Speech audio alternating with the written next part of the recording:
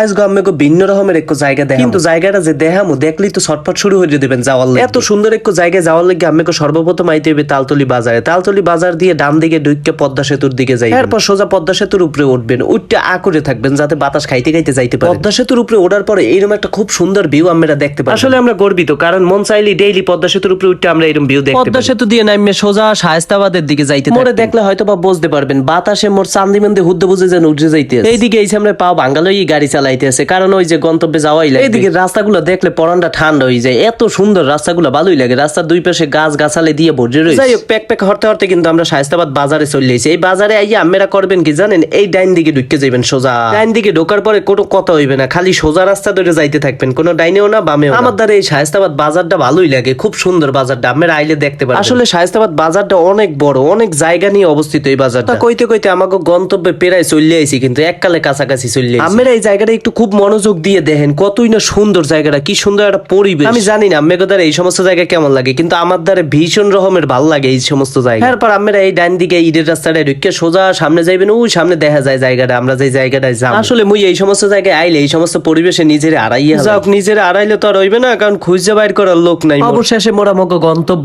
স্থানে আইয়ে পৌঁছাইছি। এখন দেখামো আমাকে এই জায়গাটা সৌন্দর্য। এই জায়গাটা সব থেকে সৌন্দর্যময় জিনিসটা হইছে এই বট গাছটা, আর বট গাছের নিচে দোকান। আপনার কি ব্রেকআপ হয়েছে, আপনার কি সংসারে অশান্তি, মনে কোনো শান্তি নেই, তাইলে এই সমস্ত জায়গায় চলে আসেন ঘুরতে, মন দেখবেন অটোমেটিক্যালি ভালো হয়ে। এই সমস্ত জায়গায় ঘুরতে আইলে মন ভালো হইবে না, এটা আমি বিশ্বাস করি। এই জায়গায় আরো ইন্টারেস্টিং একটা বিষয় দেখতে পারবেন। কোন তো এইটা কি, এইটা হইলো মগো চরমোনাই। এই জায়গায় দাঁড়াইলে ইজিলি দেখা যায় চরমোনাই। এখানে আইয়া আরো এক জিনিস মোর চোখে পড়লে, এই দুইটা ভাই আমার মতো গার্লফ্রেন্ড ছাড়া বউ ছাড়া অসহায়ের মতো বইয়ে বইয়ে গেম খেলে। আসলে আমি জানি না এই যে এই সমস্ত ভিউ, এই সমস্ত পরিবেশ দেখার যে একটা ফিল, এই ফিল গুলো আমি বুঝাইতে পারতেছি কিনা ভিডিও। এই জায়গার কর্তৃপক্ষ কিছু নিয়ম কানুন দিয়ে রাখছে, কারণ এই জায়গায় অনেক আকাম কুকাম দুর্নীতি হয়, তো এই কারণে। ভাই তোমাকে দেখে আমার মায়া লাগে কোনো লাভ নাই, কারণ আমিও একই পথের পথে। এদিকে টেনশনে মাথাটা খাইয়ে যাইতেছে, বান্ধবীর দাদি আবার আমার লাগে রাগ করে বটগাছের মাথায় উঠে বইয়ে রয়েছে। এখন কেমনটা লাগে কোন দেখি। তোমার কপালে ওই বুড়াই আছে, বোঝো না? ওরে বেড়া, বুড়ো হোক আর জুয়ান হোক, কপালে যে আছে এইদি তো। যদি নাও থাকতে হেলেও কি কিছু করতে পারতাম কদে। ভাই এবার হ্যাঁ ভাই রান্দা বাড়া হরতে আছে, খাওয়াইবে বলে মুখ কই তো খাইয়েই যাই, মাগনা যেহেতু খাওয়াইবে তা খাইয়েই। এই জায়গাটা যে কি সুন্দর একটা পরিবেশের মধ্যে পড়ছে, ইয়ে আমি ভিডিওর মাধ্যমে বুঝাইতে পারবো না। আমরা এখানে আইয়ে না আইলে বুঝতে পারবেন যে কি সুন্দর এক জায়গা এই জায়গা। আরে আল্লাহ, মাগনা খাওয়ানোর কথা হইনি হিটকি দিয়ে বই রয়েছে খাইবে। আরে বাপরে মামা, আর একটু খাওয়ান টাউন দেন, বুঝছেন? হিটকি দিয়ে বই রয়েছে এখানে। এমন পরিবেশ এই যে কপালে লেখা না থাকলে দেখা যায় না ভাই, বুঝছেন? আমাকে কপালে আছে লেগে